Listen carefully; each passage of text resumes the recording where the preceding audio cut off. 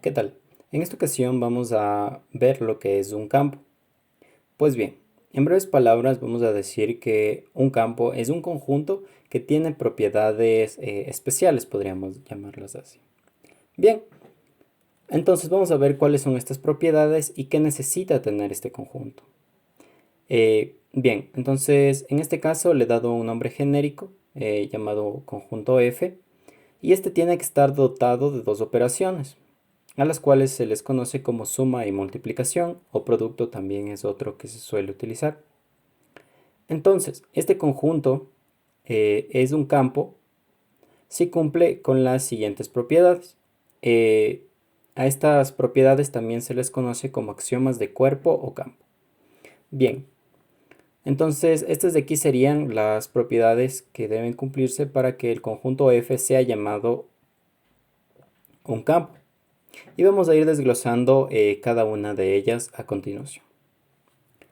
Entonces, la primera propiedad que tenemos que revisar sería la propiedad clausurativa de la suma y la multiplicación.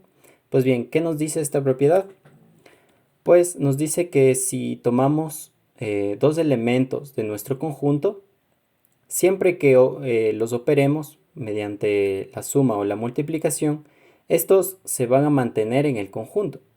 Entonces, de alguna forma podemos ver que sin importar los elementos, siempre que los sumemos o los multipliquemos, estos van a seguir siendo parte de nuestro conjunto F, al cual pertenecen alfa y beta en este caso. Bien, entonces vamos a continuar con la segunda propiedad, la cual es llamada la propiedad conmutativa de la suma y la multiplicación. Este, en cambio, de igual manera, ¿no es cierto?, requiere de dos elementos, cualesquiera del conjunto, y se cumple estas dos igualdades, que me da lo mismo sumar alfa con beta que sumar primero beta y después alfa, ¿no es cierto? Lo mismo con la multiplicación, es lo mismo multiplicar alfa con beta que beta con alfa, ¿no es cierto? Eso es lo que nos dice. Vamos a continuar con la tercera propiedad, que es la propiedad asociativa de la suma y la multiplicación. Como su nombre mismo lo dice, ¿no es cierto?, vamos a asociar. Entonces requerimos de tres elementos, cualesquiera de este conjunto, el que he llamado F, y por lo tanto se van a cumplir las siguientes igualdades. Entonces la primera igualdad nos dice que me da lo mismo sumar alfa a la suma de gamma con beta, o primero sumar alfa con gamma y después sumarle beta, ¿no es cierto?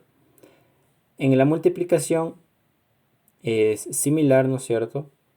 Nos dice que me da lo mismo primero multiplicar beta con gamma y después multiplicar este resultado por alfa.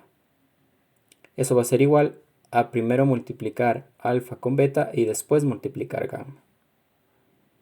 Bien, vamos con la siguiente propiedad. Este, en cambio, se llama existencia de los neutros aditivo y multiplicativo. Entonces, ¿qué es lo que nos dice esta? Nos dice que van a existir, ¿no es cierto?, por eso el nombre, dos únicos elementos en F, a los cuales vamos a llamar neutro aditivo y multiplicativo, y que se denotan con 0 y 1, donde 0 sería el neutro aditivo y 1 el neutro multiplicativo. Entonces, ¿qué de especial van a tener estos elementos? Que dense cuenta son únicos, pues que si los sumo, ¿no es cierto?, con un elemento del conjunto, lo que voy a obtener es el mismo elemento, es decir, que la suma con el 0, en este caso, ¿no es cierto?, por los números reales, lo conocemos como el 0, pero de manera general se lo conoce como neutro aditivo. Entonces, ante la suma con este elemento, simplemente no afecta, ¿no es cierto?, al alfa, no afecta en la suma. Lo mismo con el producto, ¿no es cierto? Aquí tenemos el 1, entonces alfa le multiplico por 1 y lo que voy a obtener es el mismo número, el alfa que tenía inicialmente, donde alfa es cualquier elemento de este conjunto que he llamado F. Es decir, esto se cumple para cualquier elemento de F. Bien,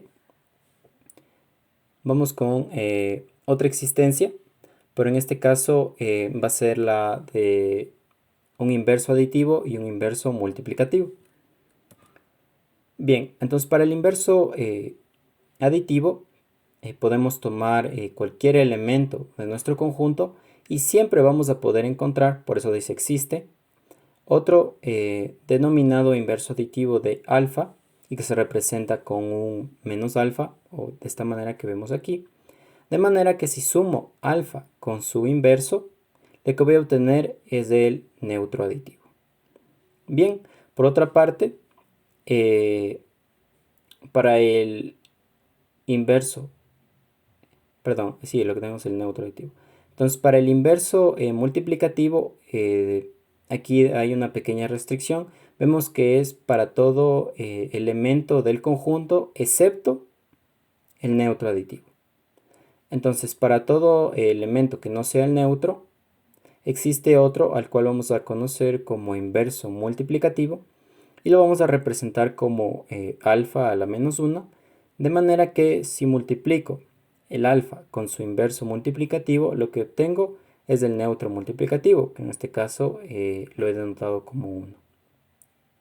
Bien, entonces vamos con la última propiedad, que es conocida como la propiedad distributiva de la multiplicación respecto a la suma. Entonces, ¿qué nos dice esta propiedad?